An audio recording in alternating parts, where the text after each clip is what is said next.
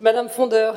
Et donc moi j'avais 3 questions donc relatives au commissariat. Donc la première c'était le commissariat sera situé sur une zone piétonne. Donc où seront stationnés les véhicules d'intervention? À l'arrière rue du Parc ou pour celles qui sont vraiment en intervention à l'arrière rue du Parc, où il y a aussi une sortie ou une entrée qui donne sur cette rue-là, et au parking pour les autres véhicules. D'accord. Ceux qui ne sont pas des véhicules d'intervention. D'accord. Et alors pourquoi il n'y a pas de résolution qui est inscrite à l'ordre du jour pour justement pour l'acquisition de ce local, comme ça a été le cas pour la rue Ce sera le cas au mois de septembre. Ou septembre ou octobre, je ne sais plus quelle est la date du prochain conseil. Parce que pour Vatimesnil, on avait inscrit au budget supplémentaire et on avait également une délibération. Donc je m'interrogeais par rapport à cette dichotomie. La délibération sera inscrite à l'ordre du jour du conseil de septembre. Oui, on procède exactement de la même manière que l'année dernière avec Vatimesnil, Madame Frondeur. C'est exactement ce que je vous ai dit mercredi dernier en commission. On vote les crédits et après on achète. Et à combien est valorisé Kléber actuellement? Aujourd'hui, Michel, Kléber est valorisé à combien? 4 millions d'euros, un peu plus de 4 millions d'euros. De toute façon... 4 millions d'euros. D'accord. Et c'est la ville qui est propriétaire? Aujourd'hui, la ville est propriétaire de Kléber, absolument. Donc il faudra déclasser le bâtiment pour pouvoir le vendre après. Voilà, j'avais également des questions concernant donc l'augmentation du prix de l'énergie. Donc qu'est-ce que la ville peut faire pour limiter l'exposition au prix, à l'augmentation des prix? Pas grand-chose malheureusement, à part faire ce qu'on fait déjà, c'est-à-dire remplacer nos ampoules par du LED ou ce genre de mesures un peu moins énergivores. Mais très clairement, on est comme tous les foyers français, oui. Alors après, voilà, on est sur de la sensibilisation des équipes, éteigner les lumières, réduire le chauffage, etc. Mais clairement, on est comme tous les Français, hein.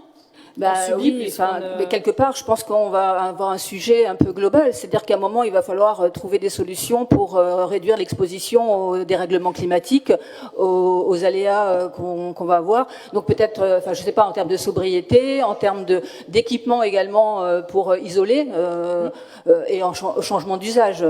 Est-ce qu'il y a quelque chose qui est, je dirais, une réflexion qui est menée sur tout ce qui est, je dirais, adaptation, parce qu'aujourd'hui on est vraiment dans l'adaptation au dérèglement climatique au niveau de la ville de Levallois. Est-ce qu'il y a quelque chose qui est réfléchi? On n'a pas attendu ces questions-là pour réfléchir sur nos énergies, etc. Quand on passe au LED, l'éclairage public, c'est dans cet objectif-là. Quand on raccorde au chauffage urbain, au réseau de froid des bâtiments municipaux, c'est aussi dans cette optique-là. Enfin, mais si les bâtiments ne sont pas performants, tous les ans, pendant l'été, on rénove nos bâtiments. Non, j'ai regardé, les rénovations, c'est de la peinture. Enfin, moi, j'ai regardé un petit peu. Alors, sauf il y a d'autres choses qui sont pas... Il y a des réfections de toiture. Non, c'est pas, pas cette année, en tout cas. Cette année, il y a pas... C'est vrai qu'il y a eu dans le passé des années, il y a eu des réfections de toiture, mais là, cette année, il y a beaucoup de peinture. Il n'y a pas d'investissement qui font de l'isolation ou qui font des choses qui vont nous être en capacité d'être plus résilients dans le futur. Madame Frondeur, vous vous souvenez, il y a quelques années, le baril de Brent est monté à $200 le baril. Vous vous en souvenez? À quel prix était le litre d'essence à peu près à cette époque-là? 1,60 €. Aujourd'hui, ce soir, le Brent est à 113,83 $. À quel prix est le litre d'essence? Plus de 2 euros. 2,50 €, sans la remise. Où se trouvent les 90 centimes de différence? Où se trouvent? Les taxes de l'État, bien sûr. Dans les taxes de l'État. Et donc, que peut-on faire pour baisser le prix de l'énergie de la ville? Que peut-on faire pour baisser l'addition? Excusez-moi, laissez-moi terminer, s'il vous plaît. Que peut-on faire pour baisser les charges d'énergie de la ville? Que peut-on faire pour baisser les charges d'énergie sur le coût de la vie des ménages? Baisser les taxes de l'État, tout simplement. Ça n'aura qu'un temps. Je pense qu'aujourd'hui... 13 $ contre 200 $ le baril. Je vous parle de sobriété. Aujourd'hui, on ne va pas financer des guerres, on ne va pas financer des pays et aggraver le réchauffement climatique. Je veux dire, aujourd'hui, c'est ça qu'on fait en voulant encourager les gens à utiliser de l'énergie. Je vous ai posé la question, qu'est-ce qu'on fait pour limiter la consommation?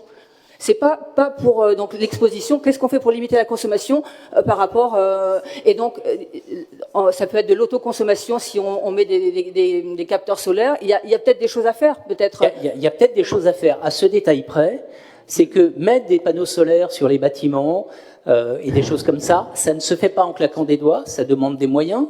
On verra ce qu'on pourra faire au budget l'année prochaine, c'est certain, mais tout cela, à court terme, ne nous donne pas la solution. Ce ne sont pas des solutions de court terme. Moi, je vous dis, il y a 90 centimes de taxes par litre d'essence, et c'est la même chose sur le fuel.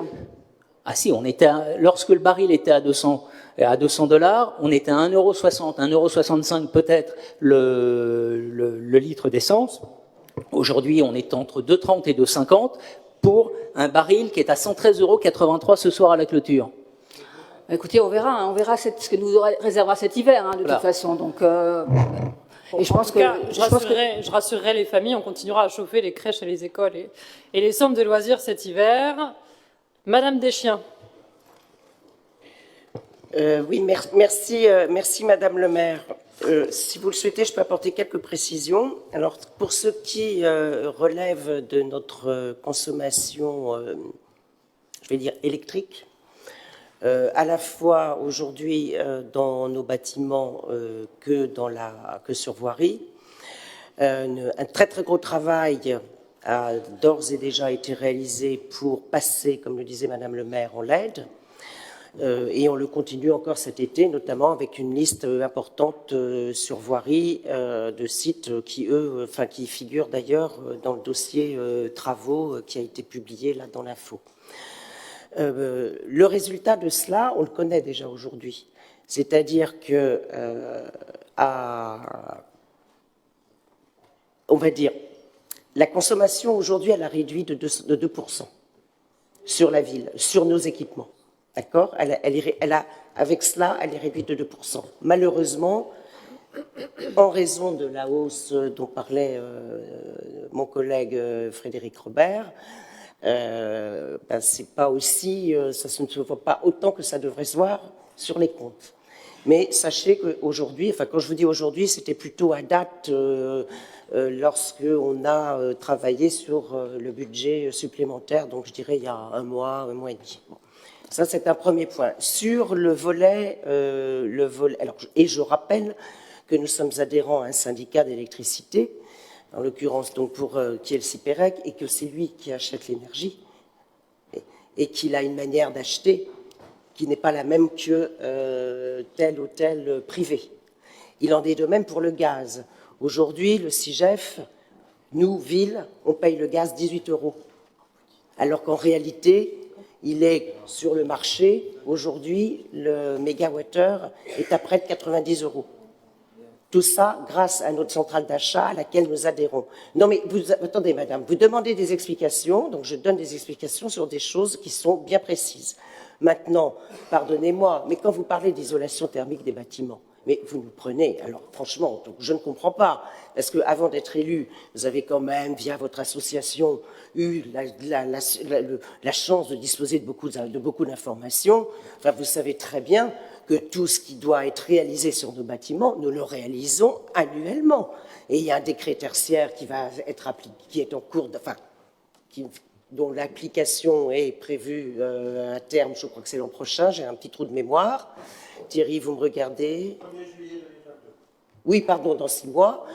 On y est, mais je crois savoir quand même que la directrice des bâtiments municipaux a déjà fait faire tout ce qu'on venait de faire pour l'état de nos bâtiments et qu'un certain nombre de travaux ont déjà été réalisés et que d'autres restent à réaliser. Alors oui, ce n'est pas dans le dossier du mois, les dossiers de travaux, parce que si vous aviez reçu la liste que nous avons envoyée à la direction de la communication, en fait, c'était tout l'info Levallois, c'était toutes les pages qui étaient prises, si vous voulez. Hein. Donc, effectivement, il y a énormément de choses qui ne figurent pas. Voilà. Mais, pardonnez-moi, mais nous sommes quand même... Bon, et comme le disait Madame le maire, nous avons également la chance d'avoir un réseau de chauffage urbain, raison pour laquelle... Là aussi, nous y sommes au 1er juillet 2022. Faites autour de vous, allez voir les copropriétaires que vous connaissez en leur disant « Attention, la chaudière fioul, c'est terminé.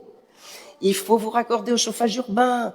Il y a des aides à la fois pour l'aménagement intérieur, parce qu'il y a des contraintes de changement de radiateur, etc. Ça, c'est aidé par l'ADEME. Et pour le raccordement, c'est aidé par d'autres collectivités, telles la région. Voilà. Le département aussi. Et le département aussi. Ouais. Voilà. Pourquoi il y a un réseau de froid, madame? Pourquoi madame le maire a souhaité que l'on réalise une PPI de raccordement des bâtiments municipaux, parce que ça n'existe pas, ça n'existait pas à la base. À la base, le réseau de froid, il n'avait pas du tout été créé pour les bâtiments municipaux. Mais quand madame le maire, elle voit les écoles où ils demandent des clims portatives, des ventilos, etc., étant précisé que ça ne sert pas à grand-chose en plus, sauf à brasser de l'air chaud, elle a préféré que le travail soit réalisé pour qu'on raccorde au réseau de froid. Maintenant, ce sont des millions et des millions d'investissements. Cette PPUI, elle vous a été présentée.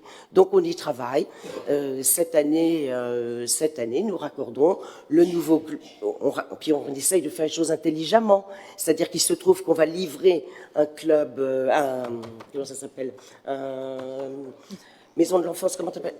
Centre de loisirs, pardon, voilà, rue Marius Auffon pour l'école d'Olto. Ah, bah c'est ballot, on y a pensé, il y a eu des tranchées, alors oui, il y a eu beaucoup de tranchées, ah là là là là, mais nous avons raccordé, le bâtiment sera donc réfrigéré. Merci. Voilà. Merci, et madame je peux vous donner encore plein d'autres exemples, mais je ne serai pas plus longue.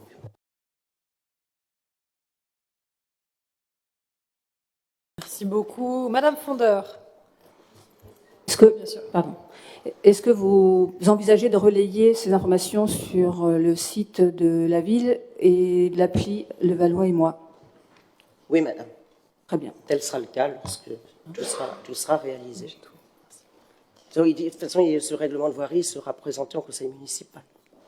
C'est obligatoire. J'ai pas compris. Ok. Merci, Madame Deschiens. Je mets donc aux voix la numéro 8 sur cette création de commission ad hoc pour émettre un avis sur notre futur règlement de voirie. Qui est pour? Avis contraire, abstention, il n'y en a pas. Je vous remercie.